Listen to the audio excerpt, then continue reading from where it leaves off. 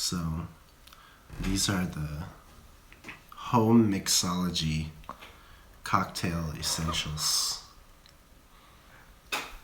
Everybody has this. Wow. Yeah. That's it?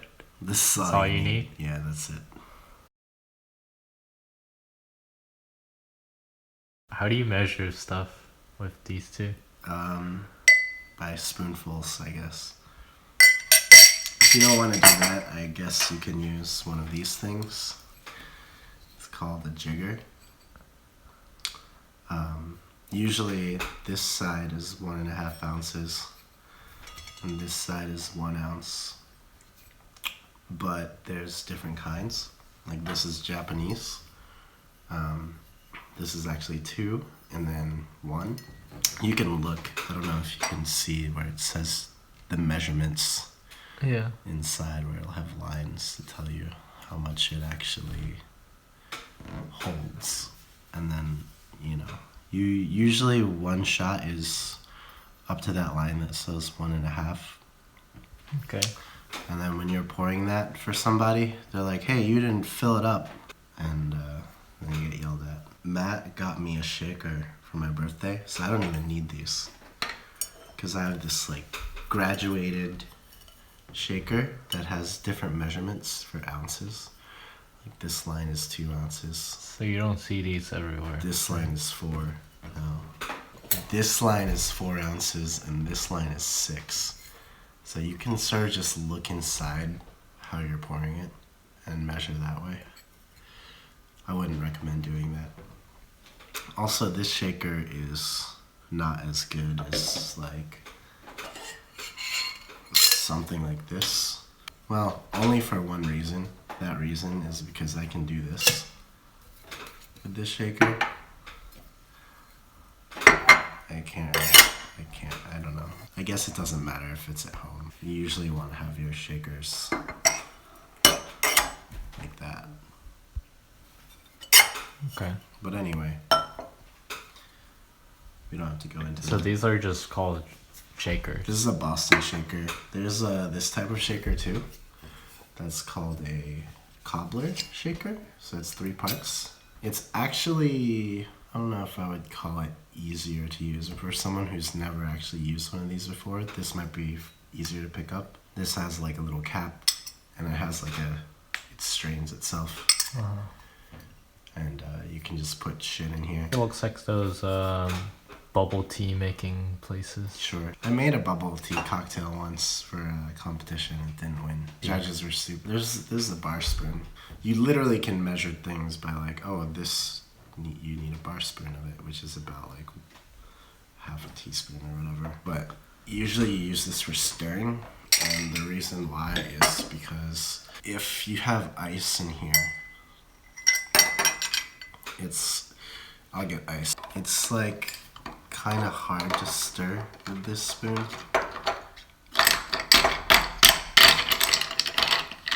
I don't know, it's a nightmare. But this spoon is designed to help you stir. You can use this glass, or you could stir in here. Or you can stir in one of these things if you want to be fancy. But it just looks better at a bar, right? Glass doesn't really do anything. Functionally, this is my favorite thing to stir in because you can feel how cold it is while you're stirring it if you're holding on because it's metal, but you can't feel that well on glass. But when you stir, ideally you take the back of the spoon and you want it to like be following the wall of the glass. And the reason why this spoon has this like twist in it is because it helps you stir. It's probably also easier to stir in here. And then it has the spout that you can pour from. When you go to stir something like this, you don't have to like move your hand like that. You only need to go back and forth with your fingers and it will stir on its own because of the twisted design. So do you always use the spoon side? Or? No, I actually usually use this side. It's easier and I don't have to worry about what side of the spoon is against the glass. done stirring, you have proper dilution, you can use one of these julep strainers, which is made for stirred drinks like this. Or you could use a hawthorn strainer, I guess. This is more for shaken drinks, though.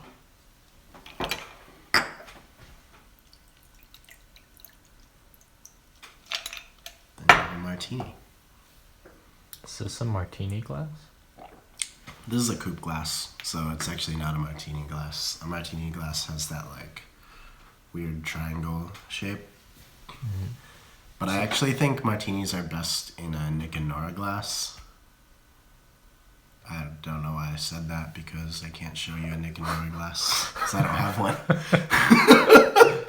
So what is this little one for? This is just for generic up cocktails. What else do we have here? Let's say you shook a drink. Since the ice I use is like really shitty, like from my fridge ice, and even if it isn't, whenever you shake a drink, there's gonna be like a million little ice chips in there. So if you just strain it like this, you're gonna get at least some ice chips floating around in there. So usually you want to double strain shaking cocktails if it's not on the rocks. So it doesn't really matter if it's served on the rocks? If it's served on the rocks, there's already ice there. I mean, you can double strain it. And then there's no ice chips in there. What else do you need? Other than that, you just need something to put your drink in. So typically you can use this for up cocktails and this for on the rocks cocktails. It's just a rocks glass, you know. And then this is like a highball glass. So how much liquid do they hold? This... They don't hold the same amount. No. This obviously holds the most. This probably holds like 14 ounces, but your typical rocks glass is probably going to be a little bit smaller. This coupe holds 5.5 ounces. Coupes on the smaller side can hold 4, but then like on the larger side I have one that holds like 8 to 9 ounces. And then this is like an 11 to 12 ounce highball. But like glass. a normal cocktail recipe will give you like around 4 ounces of liquid? Yeah, once everything is said and done. And then like, since stuff on the rocks can be served in this, this has to hold more volume because it has to hold the ice and the liquid. So like, let's say your martini or your Manhattan is 2 ounces of whiskey or gin, and then 1 ounce of vermouth, and then some bitters. That's like 3 ounces of alcohol. And then when you go to stir it, for most cocktails, the dilution is gonna increase the volume by 25% to 30%. So really you want something that'll hold at least 4 ounces in it for your cocktail. This is for garnishing. It's a peeler thing, but you have to be careful not to cut yourself. So yeah, you can get like shakers and stuff for $20 or whatever. Cocktail Kingdom makes really good ones, but that's all you need to make drinks at home. And ice and booze. You already have this, so just get a bottle of gin for like $15 or $20, and then get like a nice vermouth for like $8. Then you have a martini. And then you have a martini. So this is the takeaway from the video. That's the takeaway. It's cheaper to mix drinks at home. But Okay, the reason why you go to a bar is because they do all of this bullshit for you, and you don't have to worry about it.